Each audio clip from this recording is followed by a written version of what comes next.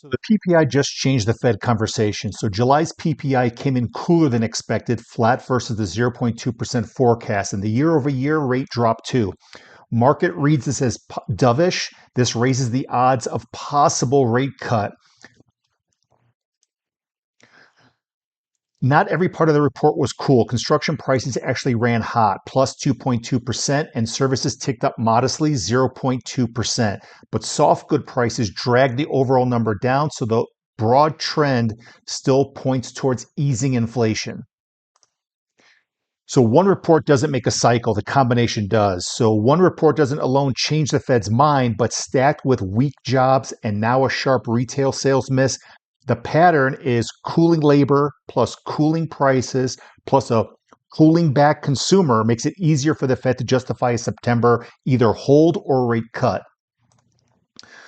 So bullish confirmation is if the Fed still is open to cuts because of the retail sales miss, then we might have bullish confirmation.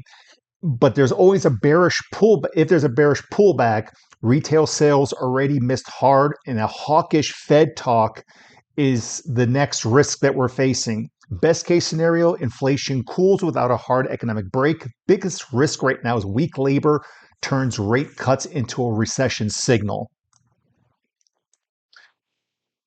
And what's on everybody's mind and we need closure on is that Iran never fully leaves the headlines. The market never fully ignores it. So if there's an attack, if there's an escalation, we go risk off, oil spikes, stocks dip.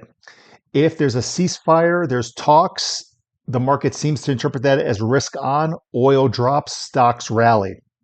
The problem with this scenario is, and everybody wants some closure on this, is because we've had 5 peace deal headlines 5 times since April of 26. We've had a total of at least 22 to 25 times where there's a peace deal headline. So we need closure on this front for the market to either take off, or if things escalate and it becomes another even a worse black swan, the risk off scenario goes into effect, and we have to change strategies to make money as the market falls. So let's hope for peace. Let's hope for a peace deal, but we need final closure on this. The only other thing I'm worried about too is that even if a peace deal is missed, the whole premise behind another 60 days of negotiations, could anything happen during that period of time? So if you're a CEO and you have billions to deploy, how can you deploy it if there's constantly this teeter-totter of risk on, risk off with any headline any other day or once a week? So hopefully this will be mitigated soon, a peace deal and peace talks get completed, and we can move on. Either way, we have to look for opportunities in the market.